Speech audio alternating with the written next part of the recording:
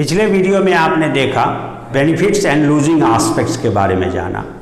अब उससे पहले आपने देखा classification of accounts traditional point of view से, पर्सनल, रियल, नॉमिनल, ये सब देखा। अब कब किस खाते को डेबिट करेंगे, कब किस खाते को क्रेडिट करेंगे। जब हम रिकॉर्डिंग स्टार्ट करते हैं तो every transaction involves two accounts या affects two accounts at a time with the same amount of transaction. This is another feature of double entry system. It states that प्रत्येक लेन then से दो खाते प्रभावित होते हैं मिनिमम। ध्यान में रहे, आप ऐसा भी कह सकते हो मिनिमम नहीं, दो ही होते ही हैं। कभी कभी एक साथ दो घटनाएं घट जाती हैं एक व्यक्ति के साथ या किसी एक फॉर्म में, तो उस दो घटना का जब हम कंबाइंड एंट्री करते हैं तब मोर देन टू अकाउंट्स हो सकता है। अदरवाइज टू ही अकाउंट्स, आप कंबाइंड नहीं करोगे तो हर घटना का दो खाते होंगे। तो every transaction affects two accounts. तो वो दो खाते में एक तो डेबिट होता है, दूसरा क्रेडिट होता है। तो किसको कब डेबिट करेंगे, कब क्रेडिट करेंगे, इससे रिलेटेड रूल्स है। तो इसको हमने अपने ढंग से rules regarding debit and credit of account को 3 सेट में बांटा। पहला रूल हो गया आपका single set of rule, it is my own observation और presentation. And the second is 3 golden rules, यानी ट्रेडिशनल जो आपने डेबिट क्रेडिट का पर्सनल अकाउंट के लिए सेपरेट रूल, रियल अकाउंट के लिए सेपरेट रूल और नॉमिनल अकाउंट के लिए सेपरेट रूल।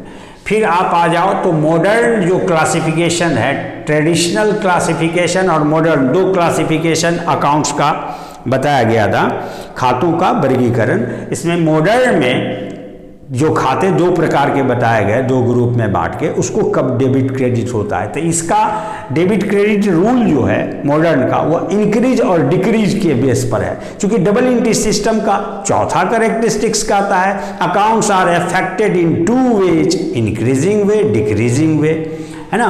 तो उसके आधार पर बताएंगे। पहले आप सिंगल सेट ऑफ रूल्स के आधार पर डेबिट क्रेडिट रूल जाने और कैसे उसको इम्प्लीमेंट किया जाएगा एंट्री के लिए, उसको जाने।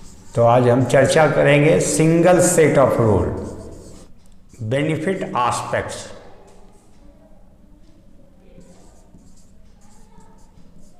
अब तो कंफ्यूजन नहीं होना चाहिए कि बेनिफिट एस्पेक्ट्स किसको कहते हैं, and beneficiaries.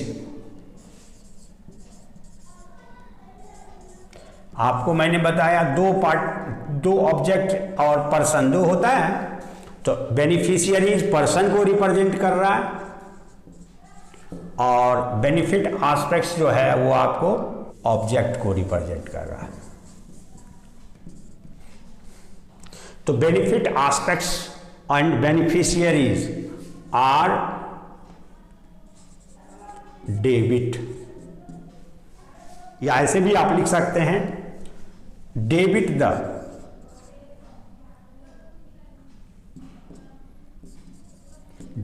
Benefit aspect and beneficiaries और credit the losing aspects and losers.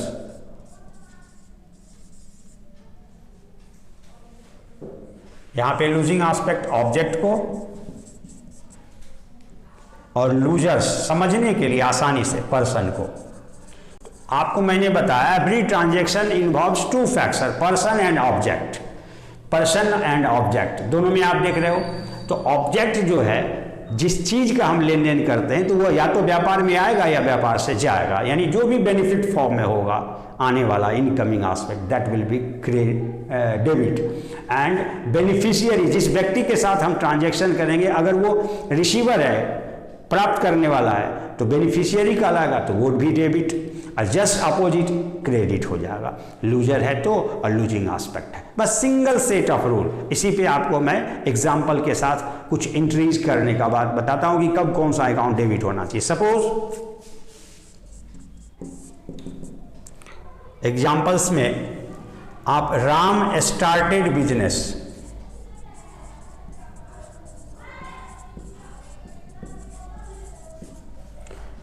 with cash rupees 1 lakh.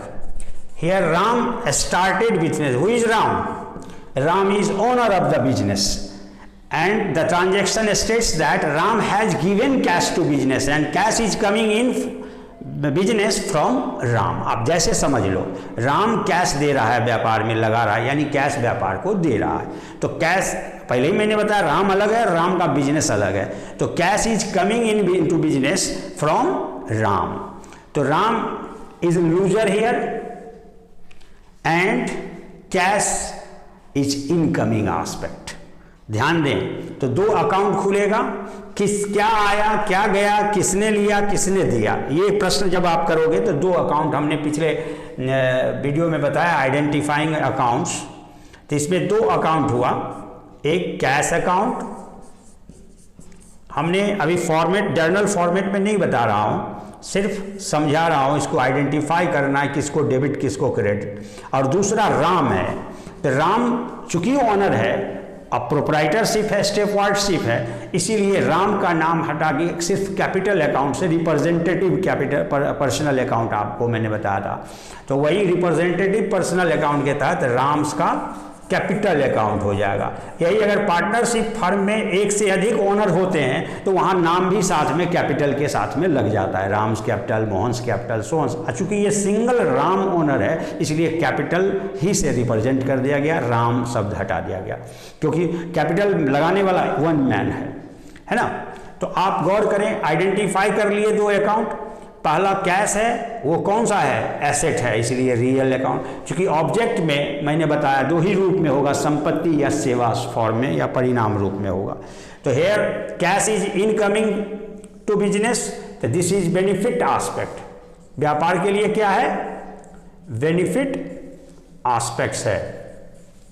तो इसको क्या करेंगे, डेबिट। और राम व्यक्ति है, पर्सनल अकाउंट हो जाएगा। अब पर्सनल अकाउंट में हमने बताया पर्सन में दो ही स्थिति है, बेनिफिशियरी और लूजर। अगर बेनिफिशियरी होता राम तो उसको डेबिट करते, लेकिन यहाँ राम लूजर है क्योंकि कैश राम दे रहा है, देने वाला है, इसीलिए क्या हो जाएगा, लूजिंग एस्पेक्ट होगा, लूजर होगा। और लूजर को हम क्या करते हैं, क्रेडिट। यही डेबिट क्रेडिट रूल हुआ। आप किसी कोई भी और एग्जाम्पल ले सकते हो, जैसे कैश या सीधा डिपॉजिटेड इनटू बैंक। बैंक में आपने कैश जमा किया ₹50,000 कैश आपने बैंक में जमा कर दिया।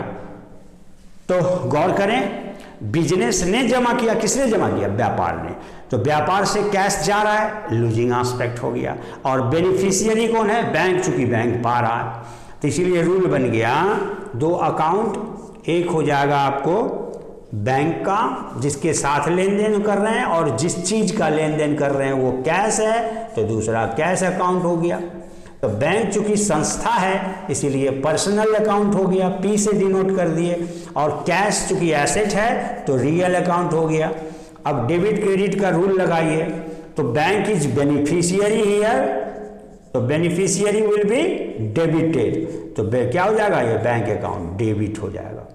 और similarly just opposite, cash is going out from business to bank, bank में जा रहा है व्यापार से निकल के, तो आउट गोइंग है, इसलिए लूजिंग एस्पेक्ट हो गया। और लूजिंग एस्पेक्ट को हम लोग क्या करते हैं, क्रेडिट करते हैं।